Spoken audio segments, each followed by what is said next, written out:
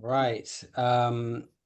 Welcome everybody to this discussion and debate on psychedelics and psychedelic policy. The name of it is um, "Go Fast or Slow Down: Psychedelic Policy." I don't know if it's in the US or specifically, but maybe let's see.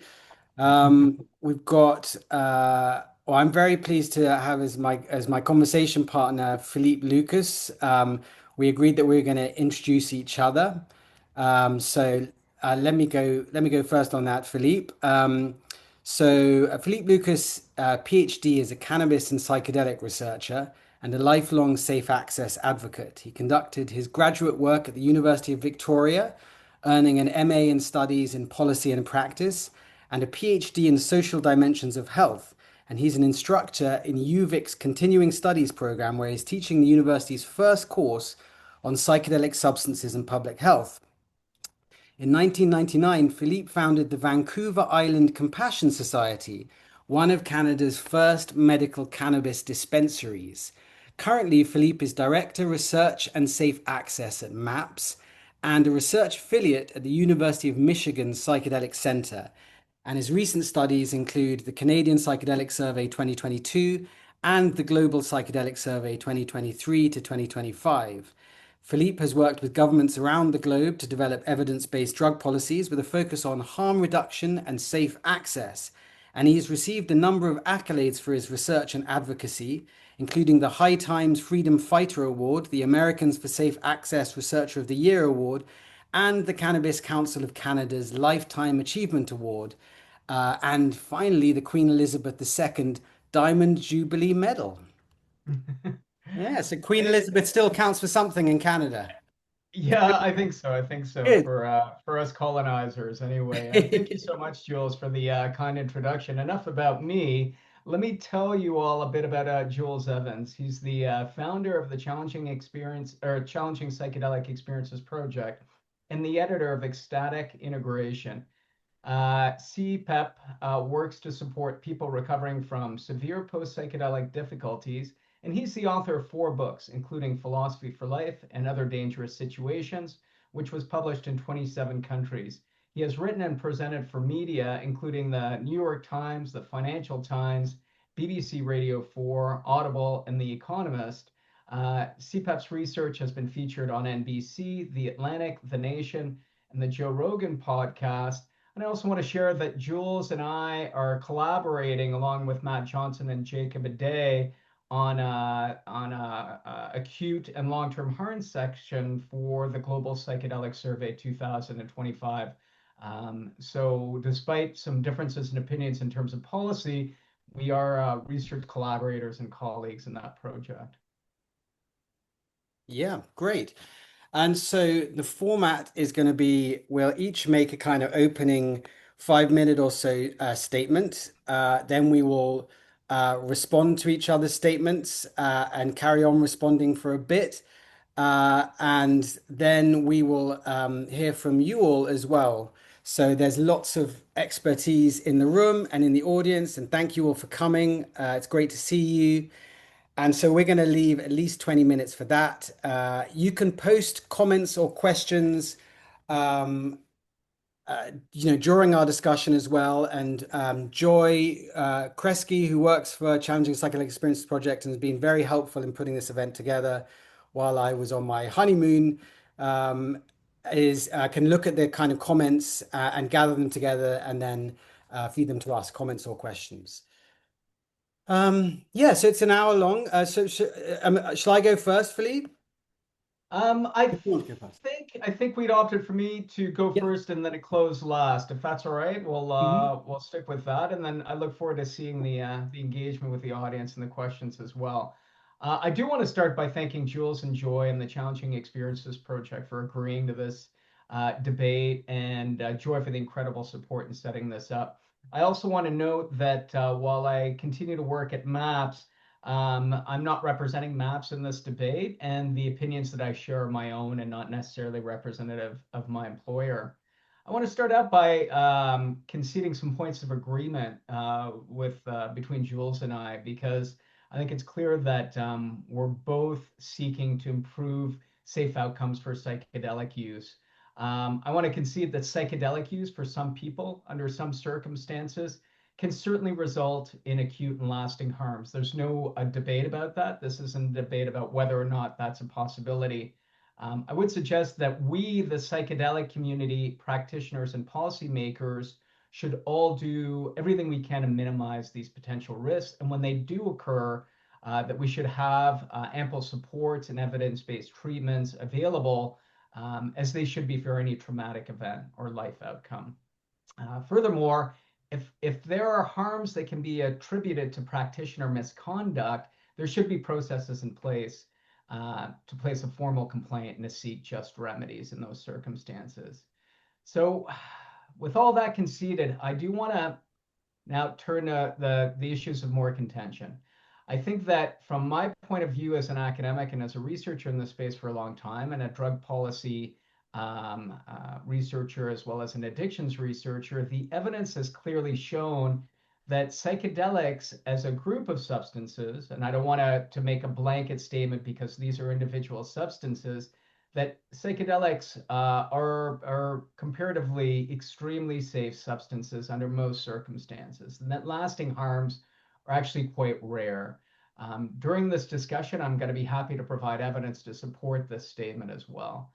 So, if our goal for Jules and I and the audience at large is to prevent harms, it's important to identify the cause of those harms. And research has clearly shown that drug prohibition accounts for a significant majority of harms when it comes to psychedelic use. And the single greatest source of risk associated with the use of psychedelics is actually the war on drugs and not the substances themselves. Let me point out why that's the case. Well, prohibition results in poor quality, often adulterated products, and they're provided in unknown dosages. Use in underground settings without harm reduction services is often the result of prohibition. And prohibition actually impedes many harm reduction initiatives, including drug testing and the provision of psychedelic emergency services.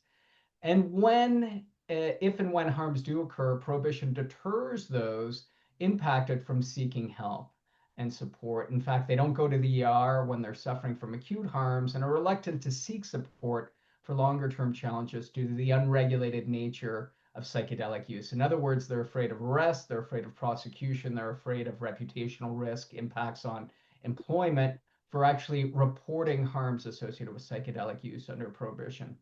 When there are individuals or organizations that might reasonably be found to have contributed to these harms, restitution should be available as they would be for any regulated practice of care. But prohibition actually impedes all of this, including taking poorly trained practitioners or malevolent agents in the space to justice. So I also want to point out that there's significant research to suggest that circumstances that remove these prohibition-related harms results in safer use and improves outcomes. In fact, there was a publication in 2023 that found, and I quote here, it was found that a shorter duration of difficulties was predicted by knowledge of dose, drug type, lower levels of difficulty reported during the psychoactive experience, while a narrower range of difficulties was predicted by taking the drug in a guided setting. That's from a paper titled Extended Difficulties Following the Use of Psychedelic Drugs, a mixed method study. And the primary first author in that study is actually Jules Evans. So I know that he agrees with those findings, which suggest that if we remove prohibition, you can actually improve safe outcomes for psychedelic users. So why does this matter at all? Why are we having this debate? First of all, I deeply care about this community and the people in it. I'd like us to do all we can to keep them safe. I have personally experienced the therapeutic benefits that psychedelics can offer, and it is absolutely unfathomable to me to see people suffer unnecessarily when safe, effective treatments may be available. Prohibition ultimately does not prevent use, it just makes that use more dangerous. And this is not only very poor public policy, it's contrary to the principles of harm reduction and public health. And therefore, it's imperative that we get these policies governing psychedelics right. And if we don't, people will simply keep using these substances illegally and in underground settings, thereby increasing risks. So finally, the use of psychedelics and plant medicines is incredibly important to many indigenous cultures, to patients in need, and increasingly to Western colonizers like myself as well. And these communities deserve evidence-based policies that support safe and legal access. Thank you. Thank you very much, Philippe. Um, so to start off again with what we agree on, so Philippe is responding to a an op-ed I wrote in the New York Times, and uh, which was warning against a kind of possibility of a psychedelic accelerationism with the new government. There is nothing that I wrote in favor of prohibition. So we agree on that. I think it's not about prohibition versus legalization. The debate for this field is what form legalization takes. Is it, as Philippe said, a kind of safe, sustainable method of legalization? So, in this debate, there aren't yet voices saying, let's just keep these drugs illegal. That position is pretty much absent at the moment from this field and from this debate. Um, so I wrote the op-ed about 4 months ago. I was approached by the New York Times on the recommendation of a friend, and they were interested in me writing about the MAGA and MAHA right and their embrace of psychedelics. And I, at that moment, in the still kind of early months of the Trump regime, there did seem to be a risk of a kind of psychedelic accelerationism. There were members of the psychedelic elite, very wealthy psychedelic philanthropists who were extremely exuberant about the possibilities for rapid uh, legalization and kind of special measures for psychedelics, um, that they were going to get various pro-psychedelic people appointed to key positions. In the words of one, philanthropist that approached a kind of scientist I know, they said, do you want the job of the Office of the National Drug Control Policy? We can get it to you. We're going to legalize all psychedelics. Are you on board with this? So there was this kind of optimism and wild hope that there was this that the Trump and RFK MAGA regime offered this radical window to shoehorn rapid legalization of psychedelics. Um, and, amid this wider context of an assault on government, on higher education, on the institutions of American science, but to the kind of hardcore, some of these philanthropists, and not all of them by any means, that doesn't matter because, this was a window just to get psychedelics approved rapidly. And I, in my op-ed, said I thought that was a bad idea for two reasons. First of all, because it risked delegitimizing psychedelic science if it was seen as too wedded to one political group and as a seen of having got kind of specially pushed through by oligarchic interests. The risk, as I said in my piece, is that it becomes politicized and then every bad trip can get laid at the White House's door. Um, so I want to just briefly read, a passage from Michael Pollan. Michael Pollan, obviously a very high-profile supporter of the psychedelic movement, wrote, "I know there are people in the psychedelic community who are fervently hoping that between Elon Musk and RFK, they will force the hand of the FDA. But politically, I don't think that's a good way to go long term. You don't want to tangle psychedelics up with the kind of science that RFK Jr. has been promoting. My worry is that his embrace will make psychedelics seem kooky, and they're anything but kooky. This is a very promising treatment for PTSD. If the science is as good as the promoters think, then it will be approved under its own steam without forcing it down the throat of the FDA." So, it still looks like that could be a possibility. I read in Josh Hardman's excellent Psychedelic Alpha that the new owners of Lycos, Antonio Gracias and others, are hoping that Lycos will get approval despite, not having the FDA's approval. It will get some kind of special measures. So I think that's, and I think many psychedelic researchers agree that risks delegitimizing psychedelic science and the long-term kind of credibility of these treatments, which would be a bad thing. The second reason I think this kind of psychedelic accelerationism is a bad idea is I think it could cause a lot of harm if you're suddenly giving the federal seal of approval to these powerful substances without giving the public proper information on risks. And there, maybe Philippe and I, have some disagreements about, uh, you know, we agree that there are the risks of these kinds of extended difficulties. Maybe we disagree on how common they are, how frequent they are. The truth is, we don't know yet. There haven't been many papers on it. Sometimes people get destabilized by a psychedelic experience for an extended period of time. They get increased anxiety, they can have resurfaced trauma, they can have other symptoms like HPPD. And this can be awful. The word psychedelic was coined by Humphrey Osmond with the rhyme, to fathom hell or soar angelic, just take a pinch of psychedelic. The Renaissance has focused very much on the heaven bit of it. There hasn't been much on the hell side of things, but people can find themselves in hell states. In my NGO, we get people every week contacting myself and Joy with emails saying, like, things like, a woman contacted us. She'd lost a baby years before. She said her suffering after an ayahuasca retreat was far worse than that. Veterans who fought in wars and been injured saying their suffering after a trip gone wrong was far worse. So this can be really hellish. Now, sometimes, as Philippe said in his MAPS article, people come through this phase of destabilization feeling ultimately better. But not always. And the point as well is that the public needs to be warned that psychedelics aren't a magic pill. You might take them on Friday. You're not going to be instantly better necessarily on Monday. There could be this kind of, extended period of increased destabilization and anxiety. And you might not have the support in place that psychedelics wealthy backers do. The money to take time off work to get therapy and so on.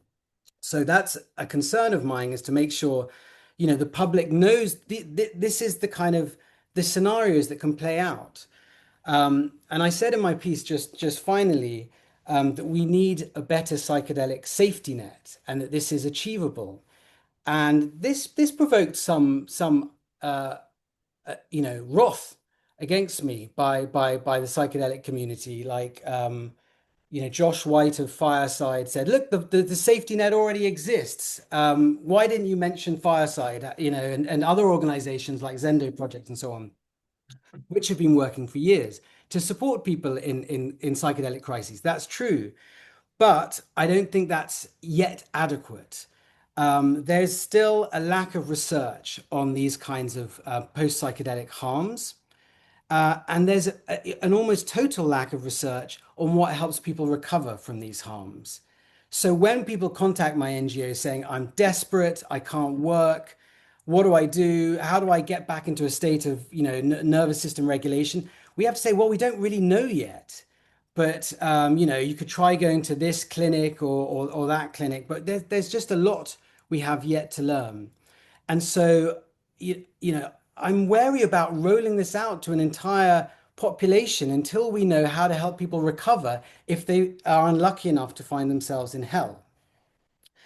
And that's not just my opinion. Like, we co-authored a paper a few months ago, signed by 31 of the leading kind of researchers on psychedelic harms. They all agreed that there are steps we need to take to build this better psychedelic safety net, which is achievable. It's not going to take forever. And that, like learning more about harms, learning more about what helps people recover from harms. And so I would ideally like to see that in place. before these drugs get approved and rolled out. Um, it's going to happen. I think psychedelic medicines are going to get approved by the FDA. They will probably get approved in some kind of REMS framework like Spravato, where we can learn about harms as it's rolled out in quite a controlled way. That's the kind of thing I would applaud as a kind of safe, evidence-based way to roll out these things. Now, so look, I'll stop there. We can get into like things like state legalization. On the whole, Philippe, I try as a kind of NGO to stay agnostic on different policy recommendations and say, look, okay, we're just going to try and support people who experience harms and not get involved in policy discussions. So, this op-ed was breaking that golden rule, and maybe that was, a bad idea. But I did see it, if the New York Times comes to you and asks you to write an op-ed, as an NGO, you see that as an opportunity to communicate what is like our core message, which is there are these risks. We need to learn about them. The public needs to know about them. But above all, like every treatment, every drug has adverse experiences. Psychedelics is not unusual in that, and it may well have lower adverse events associated with it than something like SSRIs. But it's still, there's still a lot to learn about these adverse events and how to help people come back from them. Okay, I'll end there. Thanks, Jules. I totally appreciate you outlining this position. Let me challenge some of the presumptions. The first one being that we don't have a lot of information or long-term data on psychedelic use. Of course, we have thousands of years of indigenous use that we can rely on, and patterns of use and methods of use that and ritual use and ritualization that have some harm reduction principles built into them as well. A lot of psychedelic use is done in group setting in indigenous cultures. That alone can be a harm reduction tool. Creating a set and setting that can lead to positive outcomes is also part of many indigenous cultures. So I'd like to say that within that, we know a lot about the harms and benefits of psychedelic use by simply listening to our indigenous peers. I'd also suggest that even within Western culture, we go back to the 50s and the early research on psychedelics, much of which has a Canadian history taking place at Weyburn Hospital. You quoted Humphrey Osmond, and they were doing research in the 50s in Winnipeg looking at psychedelics as a treatment for alcoholism and finding great success with it as well. And then, of course, it escaped out of the lab. You have the 60s counterculture and Timothy Leary, and the pushback against the counterculture that came with the war on drugs, and under Nixon in the 70s, and then the 80s just say no culture around Reagan, which really shut down a lot of that research agenda, but never stopped psychedelic use itself. That continued to happen around the world. And of course, we have the emergence of MDMA as a club drug in the early 80s and the foundation of MAPS around that as well. And all the way up to the 2000s and the Renaissance, the so-called Renaissance in psychedelic research and otherwise. So I'd like to suggest that, we have thousands of years of cultural use, but also over 50 years of Western colonial use and research that suggests that these substances, when used in a legal setting, are relatively safe. And we have a lot of evidence to support that safety. We have this remarkable um, uh, open label study going on right now, basically in Oregon, and it's starting up in Colorado and other regions as well. And in Oregon, the early data that we've got suggests that, and this is from the Healing Advocacy Fund, that they've served over 10,000 clients so far since the Oregon program opened up, and that's only resulted in 12 calls to emergency services. So that's 0.12% of all clients when these substances are used in a safe setting with helpful guides, etc. So that's outside of prohibition and removing the harms of prohibition, where we know there's no drug quality issues, they know the dose that they're getting, and they have a more predictable outcome as well. Um, I'd also like to suggest, you mentioned Lykos and MDMA. Certainly, objectively, if you look at the data, the phase 2, phase 3 data from those MDMA trials, you can only come to the conclusion that we have a safe, effective treatment for PTSD on our hands, and that would be possible to roll this out. with a strong pharmacovigilance program, exactly as you suggested, is kind of happening in many ways with Spravato, in order to provide people who are literally trying to make it day to day right now with severe intractable PTSD with a potential option that could help them, with a potential treatment that could be safe and effective. And in my work at MAPS, one of the frustrating things that I hear all the time is from therapists who are participating in trials of psychedelics, and they say that on a day-to-day basis, they get to work with psilocybin or MDMA with some of their patients, and they see these remarkable breakthroughs. Once again, not a panacea, not everyone has this, but a success rate that they find themselves to be remarkable as long-term therapists.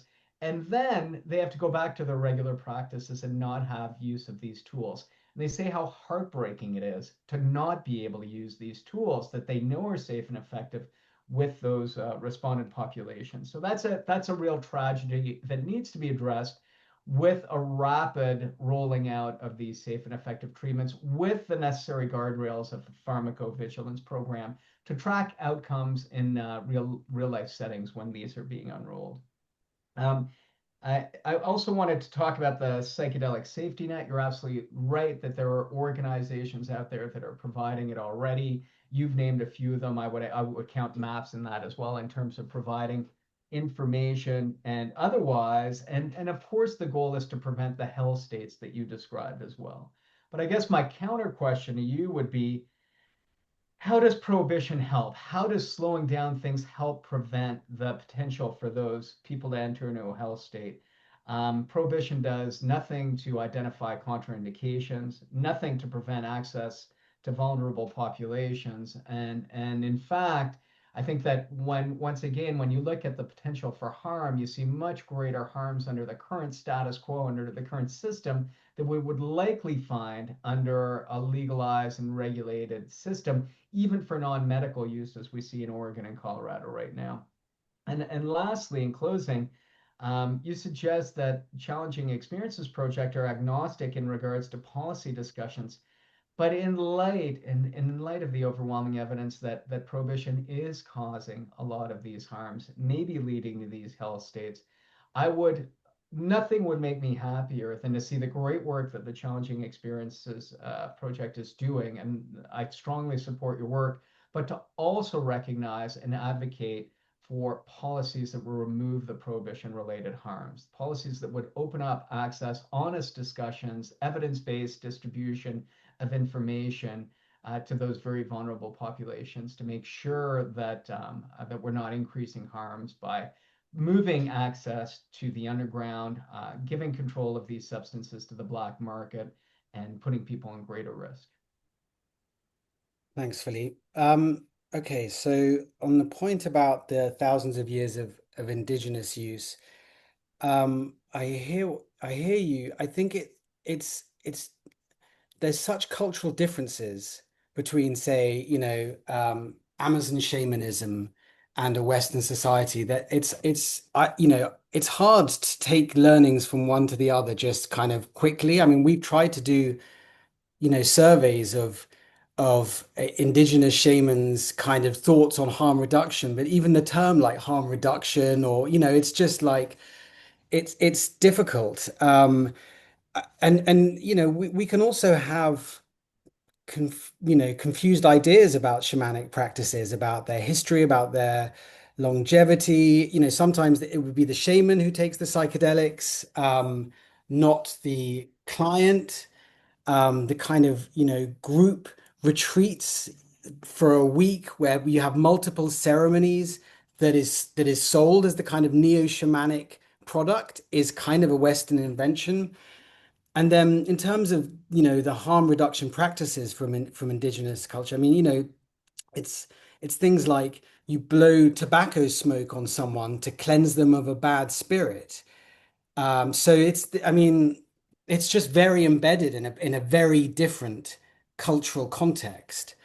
That earlier this year, someone died at the Ayahuasca Foundation retreat of a heart failure in an ayahuasca ceremony. And the Western facilitator, who'd been trained in kind of indigenous shamanism, blew tobacco on this person. But that was inappropriate at that particular. This person was having a heart attack. So I agree with you. I would love to learn more about harm reduction in indigenous cultures, but it's complicated and it's a very different cultural context. In Oregon, I agree. There's really interesting stuff being learned um, by the Healing Advocacy Fund and by OHSU. They have this open project, Todd Cortius and others, and it's fascinating. But adverse events have a very narrow definition under that legal program. It's just if you get hospitalized. So it's not measuring the full range of adverse events that can happen. At least under the legal program, not yet. Though I think the Open Project is trying to measure a wider range. But I'm interested in the full range, like particularly like just feeling worse afterwards, or feeling much worse, feeling more anxious. So um, on Lycos, you said no one could come to the conclusion that these treatments aren't safe or effective, but they did. I mean, the FDA did come to that conclusion.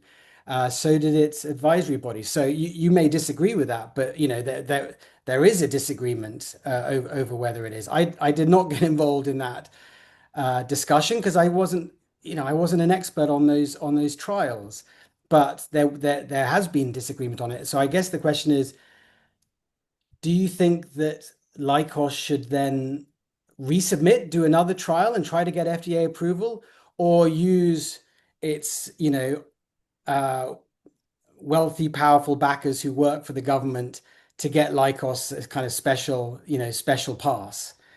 But okay, and then finally, you come back to the issue about prohibition.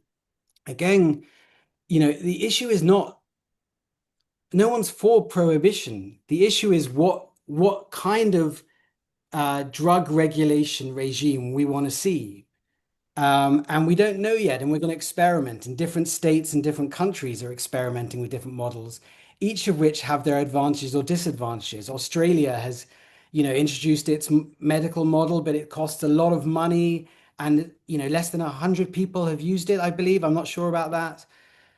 Oregon in Colorado have introduced a different model. Again, it's quite expensive, it's bureaucratically cumbersome, so it's actually just kind of led to a boost in the underground. I mean, you're familiar with this, Philippe, from the cannabis industry, right? I mean, the argument has gone beyond prohibition or not to a whole patchwork of different models in Canada, in different states of the US, all of which you will know better than me have pluses and minuses. So, you know, I'm not for prohibition, and thankfully, I don't work in policy, or so I don't have a vision of the ideal way to regulate this.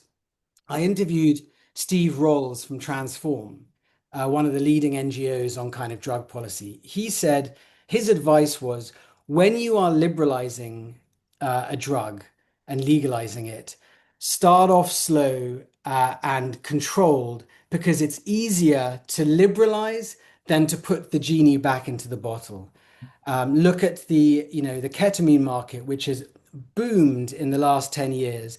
And now you have some of ketamine's like oldest champions saying, um, you know, mail order injectables should be banned, or mail order daily microdosing of ketamine should be banned, or this or that or the other, arguing for more controls. But it's very hard to do that after the fact. We in the other bit of the kind of psychedelic field, like psilocybin and all these other drugs, we have the alternative to that. We can think about, going more slowly through something like a REMS program. So I would, my question to you would be, oh, the last thing is, should CPEP come out in favor of a particular model? I mean, I have written in favor of the DEA giving more exemptions to psychedelic churches because above ground psychedelic churches seem to me safer than underground psychedelic churches. But so on that topic, yeah, I personally have supported. And by the way, like I guess I should say that the Challenge Psychedelic Experience Project is about 6 different people who I imagine have a range of views. I'm probably the most kind of cautious of those views. So I haven't even done a survey of what Joy thinks, or David Luke, or Oliver Robinson, or the other members of the team. So that's one good reason not to get into policy discussions, is I don't know what my other team members, think.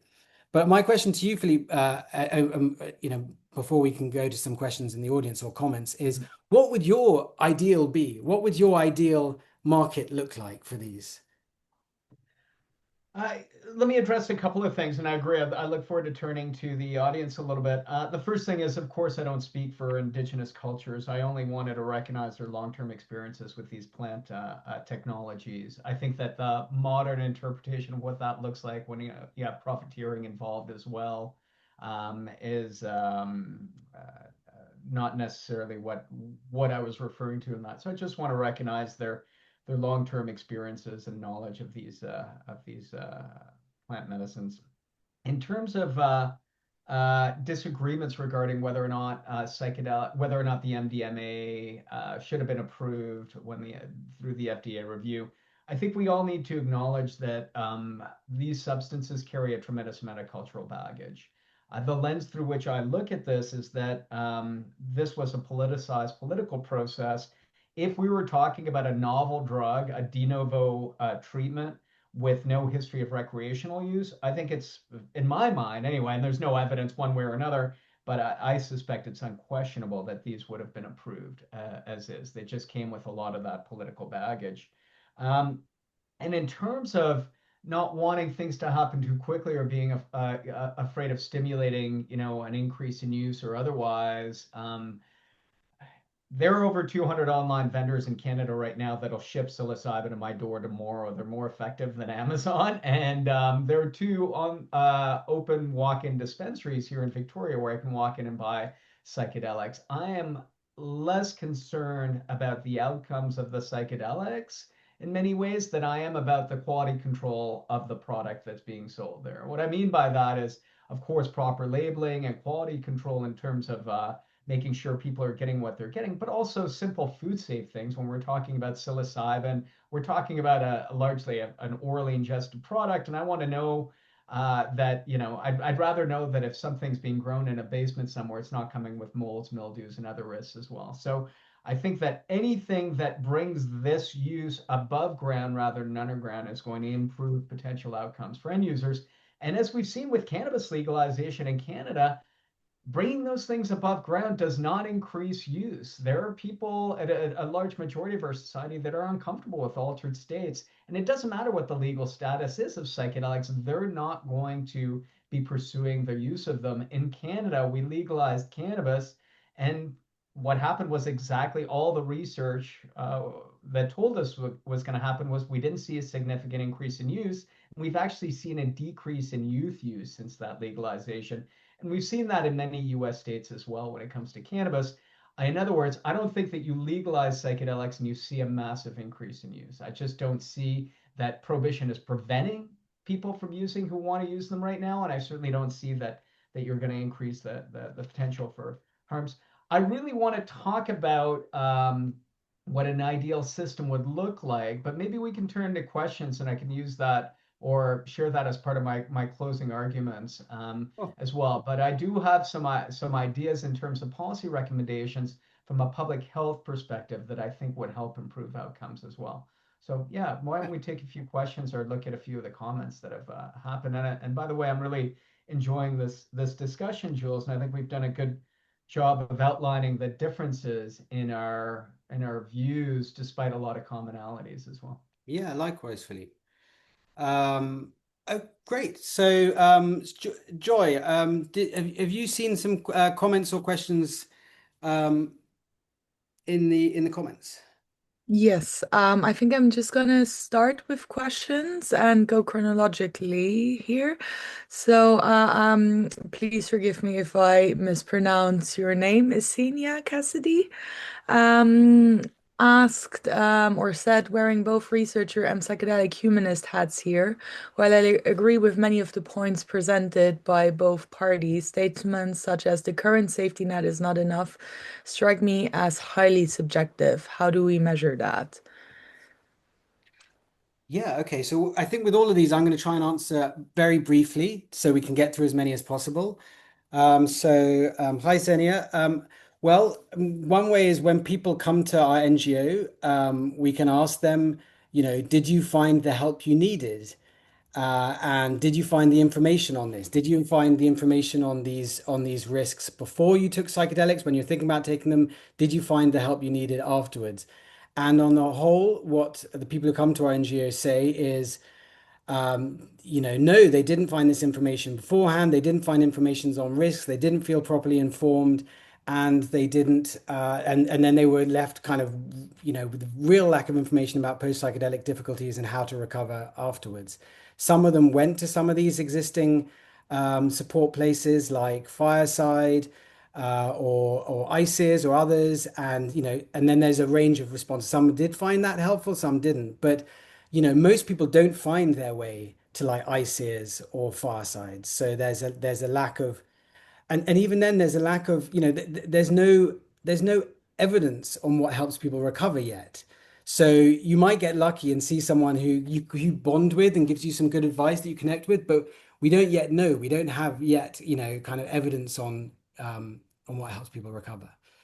That's okay. That would be my brief response. Yeah, and my only response to that is that we know, I agree, those in the know that there are supports out there, but we also know that those supports are in many ways there to reduce the potential harms of prohibition. We don't need to do drug testing if we know that we're getting a quality controlled, legally provided supply that's already, where we don't have to worry about contamination and where dosage is probably labeled. But unfortunately, we're in a situation right now where prohibition actually prevents drug testing efforts in many states and in many settings. We are in a situation where even provision of chill out zones, and water bottles in certain festivals or settings can be seen as acknowledging of substance use is taking place and may cause issues with authorities and the ability for people to move forward. So we see all too often that prohibition is preventing the harm reduction services that are available in order to prevent not only substance related harms, but prohibition related harms as well. Thank you. Okay, so moving on to a question from Kyle Sharp now. So how do you think public discussion around the risks of psychedelics impact the experiences people actually have? Can an emphasis on caution sometimes contribute to anxiety or limit the therapeutic potential of a psychedelic experience? And then, final part of the question, how do you think we can responsibly communicate risks without unintentionally creating apprehension or narrowing the space for positive outcomes? I'm happy to jump in a little bit there if it's all right. If it's all right. I think that it's a really good question and it's a balanced effort, but evidence and evidence-based approaches should be key. Those are the number one ways that we need to make sure. We need to make sure that what we're providing is just grounded in truth, grounded in evidence, is not based on feelings or fears or prejudices, and is based on risk and respect for these substances and for the power of altered states of consciousness ultimately as well. Mhm. And I think that if we can do that, and I think we do that more successfully within a legal setting, by the way, within a legal regulated setting than we do via prohibition, then people will approach these substances with the due respect that with the respect that's due and with the open knowledge about the potential harms and benefits. I also think, by the way, that we really, and I say this sometimes when I'm at academic conferences, I've done now the Canadian Psychedelic Survey, the Global Psychedelic Survey 2023 and 2025. Um, One of the primary reasons that people take psychedelics is simply for fun. So recreational use.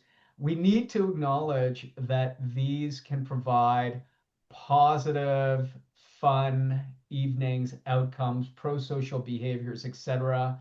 I deeply respect the need for us to make these available to patients in need who can benefit from their use. But I also want to acknowledge that even if I look 5 or 10 years down the road, 95% of psychedelic use continues to be for personal development, as well as for fun and recreation. I think that that's going to be an ongoing pattern of use. So, as harm reduction advocates and as researchers, we need to acknowledge that and also found ways to make that particular use as safe as possible. Yeah, I've got nothing to add. I think that's a good answer. All right, so there's another question, a very relevant question from Asinia that I'm going to read out now, which is further, what about the people who are suffering and dying while waiting for these promising treatments? Is their suffering less important than the relatively statistically rare persistent adverse effects from psychedelic use? And how do we prioritize whose suffering is more important, qualitatively, quantitatively?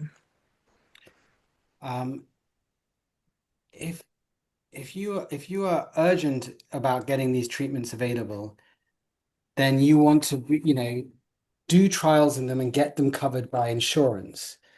At the moment, psychedelics are largely taken by wealthy graduates. And if people are desperate, they are, as Philippe said, very easy to get hold of, extremely easy, delivered to your door. If you really want to make them to kind of help people at scale, including a broad range of society, including like lower income people, you want to go through the kind of the medical approval process so that insurance companies think we're gonna support this and support it through Medicaid. So that will be the thing to do. Yeah, there we're in pretty much full agreement.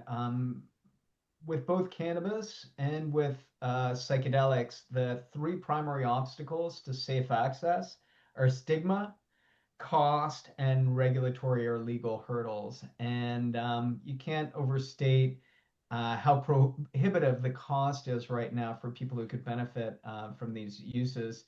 My employer MAPS talks about having a trauma-free world and trying to create trauma-free opportunities. And I think that that can only come if we can provide these potential life-changing treatments in a cost-effective manner to those populations that can most benefit from them. In a lot of cases, those are populations that are underrepresented in our current clinical trials and in our current research, but also have the least access to the means to access psychedelics in terms of financial means and otherwise. So I think that addressing costs through cost coverage via private insurers in the US and through public and private insurers in Canada and other jurisdictions is one of the ways that we can do that. I'm happy to say that's starting to improve a little bit.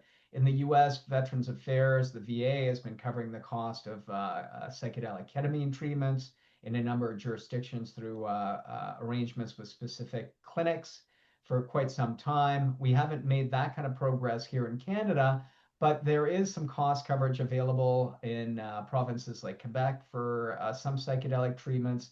And increasingly, private payers in Canada are starting to cover some of the costs of ketamine treatment for intractable mental health. So, removing those obstacles to access of stigma, which has to do with prohibition as well, obviously, but addressing costs is going to be really important. Okay, next question is how would you like to see technology used to reduce psychedelic risk? Uh, the one point I would make on that is I think genetic vulnerabilities, how psychedelics play out with genetics, how all medicines play out with genetics, I think is something we're going to be learning a lot more about how to personalize treatments, who might be more at risk of adverse outcomes. And again, there's nothing published on that. There's no one, as far as I'm aware, looking at that at the moment. So what you have in pretty much every psychedelic trial is maybe Rev Human's looking at it. He's waving at me, so but he can. But I mean, if you have a family history of psychosis, you're often screened out. But there's no, so there's some understanding that there's kind of genetic vulnerabilities for psychedelics, but there's a lot that we don't know there that we need to study. And there, I think things like I hope AI can help us to study that, how genetics interact with psychedelics. I think that those are really good points. I think also, obviously, people are accessing their information on psychedelics online right now, and so providing evidence information through technological means, addressing and advising people around contraindications or individuals that may be vulnerable when it comes to certain mental health vulnerabilities, I think is going to be a great way uh, to try and make these issues safer. But I think that from that point of view, technology is just a new way to get information across. And with all of that comes a lot of misinformation. When Jules talks about these oligarchical figures potentially trying to manipulate the federal government to approve psychedelic substances right now, I think that we need to highlight that we're in a world of misinformation online right now, and that the interests of the people who control those means of communication certainly play into our views on all kinds of political issues, including pro or anti psychedelic or pro or anti prohibition views as well. I mean, the issue of AI and therapy and AI and psychedelic therapy is kind of massive, and I think a little worrying. I'm going to write on that this Friday about kind of people's ego inflation and sometimes psychedelic ego inflation getting kind of amplified by Chat GPT. But that's just another topic. Looking at the time, Jules, what do you think about closing things off? And of course, I'm going to put my email in the chat, and anyone who wants to continue this discussion online, I'd be happy to speak with them as well. But I want to be respectful of people's times who've made the time to drop in, and so thank you so much for all of you for dropping in. But maybe it's a good time for closing statements. Sure, sure. Am I going first? Yeah, sure. Go ahead. Yeah, okay, great. So I want to thank Joy for helping to organize this while I was away. Appreciate that very much. And Philippe for the kind of good spirit in which this discussion has been done. I think we're still learning in this field about the harms. If the harms are much less common than I think at the moment, that's great. And so, and Philippe and I are working on things like the Global Psychedelic Survey, which is going to be like hopefully the biggest survey ever. And so we're getting a better idea of these kinds of worst case outcomes. And, hopefully they are very rare. And hopefully we can also work out how to recover from them as quickly as possible. I mean, as I mentioned in my op-ed, took me years to recover from a bad trip. I think that was unnecessary. We can reduce that time. We didn't get into different countries. I mean, so I think, for me, the debate is not pro or anti prohibition. It's what kind of model we want to see and making sure that the public has the best information that we have to hand right now. There's differences in the country. If we're talking about UK psychedelic policy, I'd say for God's sake, speed up because we haven't even rescheduled psychedelics for research, which I've supported, just to make it easier to research them. Um, yeah, and I would just end by, there's so much I'd still love to learn about this topic. There's so much to be learned from cannabis and the precedent of that. Um, and there's a lot of great efforts in this field, a lot of people working to improve this safety net, including people here in the audience. I mean, just to mention, Bob Jesse's here, who works on the SciShare project to improve tracking outcomes of adverse events. Kristen Nash is here, who is working on the kind of coalition of psychedelic safety, the first public health campaign. So, there are lots of people working to make psychedelic culture and industry safer. And I just want to, including Philippe, and I want to just acknowledge that. Thank you so much, Jules. I want to start out by thanking Jules for this discussion, for being open to it. When I read the New York Times article that he posted, I had some concerns, and I immediately started penning a response. And then something stopped in me, and I thought, well, I could just call Jules and share my concerns, and we could have a discussion. And that's what prompted the idea of having a more public discussion on this. So I hope, if nothing else, we've been able to highlight that we can have these disagreements within the psychedelic community and have the disagreements within a respectful forum, and walk away still friends and collaborators. So I want to thank Jules, Joy, and all the attendees who spent a bit of time with us today. Um, in closing, I just want to reiterate some of the points that I've shared. That this status quo under prohibition, I feel, is deeply harmful, not only to the millions suffering from conditions that might benefit from psychedelic assisted therapies, but also to the law abiding individuals who are using psychedelics for personal growth, for spirituality, for creativity, or even just for fun, heaven forbid. To conclude, I really suggest that calls to protect individuals from the potential risk of psychedelics without urging an end of the war on drugs, as I shared in my bulletin article, is kind of akin to coming across people trapped in a burning car and then telling them to do up their seatbelts. I fully agree with Jules and the work that he and the Challenging Experiences Project are doing to increase safety measures and to study the safety and harms of psychedelics. But I think the first priority should be to get people out of the burning car that is America's failed and expensive drug prohibition right now. In terms of policy recommendations, that I said I'd share a few. I think legally recognizing the long history and tradition of indigenous and ceremonial uses, depenalizing the personal use and possession of psychedelic substances to move away from a criminal justice approach towards a public health approach, regulating the sale of quality controlled supply with proper potency labeling to adults is going to be really important. Providing evidence-based information and outreach strategies to inform consumers of potential harms, benefit, and contraindications. And in the longer term, I think that a truly comprehensive approach would also provide and regulate safe public use settings and facilities, much as we currently regulate alcohol in various public settings. I've posted in the text a variety of supports that exist out there. I know Jules acknowledges these as well, but the Fireside Projects, Maps and Arrowwood, and other sources of information. Entheo, which is at entheo.org, that provide free guidebooks and resources for those who do plan on continuing to use these substances in underground settings. Drug testing centers and services and home kits, please look those up in your community.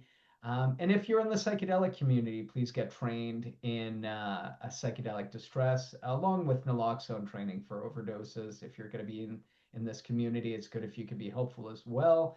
And if you're attending festivals or events this summer, please familiarize yourself with their harm reduction services. There are many out there. And finally, support harm reduction initiatives, drug policy reform, and legalization and regulation by contacting your local elected officials. We can all be involved in improving safe legal access. Finally, this is a public health issue. And the criminal justice system is an incredibly ineffective tool to protect public health. So let's end the war on psychedelic consumers and other substance users and replace policies based on fear, prejudice, and misinformation with policies informed by science, reason, love, and compassion. Thank you so much, Jules, and everyone, for your time today. I really appreciate it.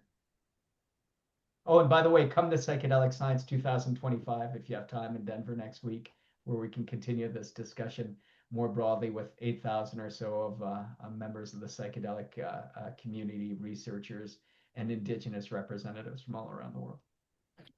Thank you, Philippe. Thank you, everybody. I'll send you all a recording of this as well.